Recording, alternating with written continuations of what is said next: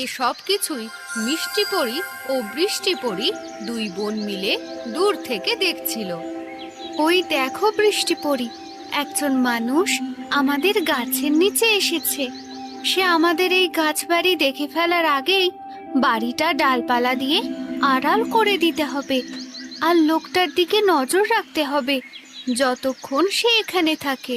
এই বলে দুই পরী ডালপালা দিয়ে তাদের গাছ বাড়ি আড়াল করে দিল।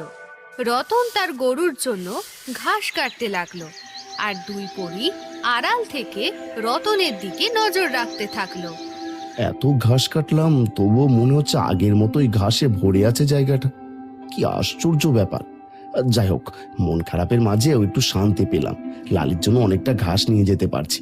আজকের মতো এতটুকুই নিয়ে বাড়িতে যাই। এই বলে রতন খুশি মনে ঘাস নিয়ে বাড়ির দিকে রওনা দিল। যাওয়ার পথে অজান্তেই তার টাকার পুঁটলিটি মাটিতে পড়ে যায়, কিন্তু রতন তা টেরই পায় না। সবকিছুই দুই পরী দেখছিল। আরে মিষ্টি, দেখো, লোকটার কাছ থেকে একটা পুঁটলি পড়ে গেল। নিশ্চয়ই খুব দরকারি জিনিস। তাড়াতাড়ি যাও, পুঁটলিটা নিয়ে এসো। অন্য কেউ এসে নিয়ে যাওয়ার আগে আমরা এটা নিরাপদে রাখি। লোকটা ফিরে এলে ওকে ফিরিয়ে দেব।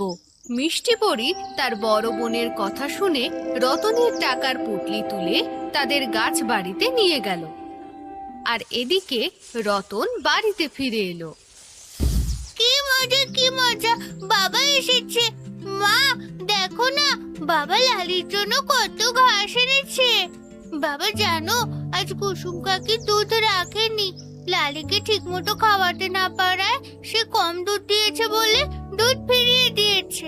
তুমি তাড়াতাড়ি লালিকে ঘাস খেতে দাও। কি বলছিস মা? তোর কাকি আমাদের সঙ্গে এমন করলো?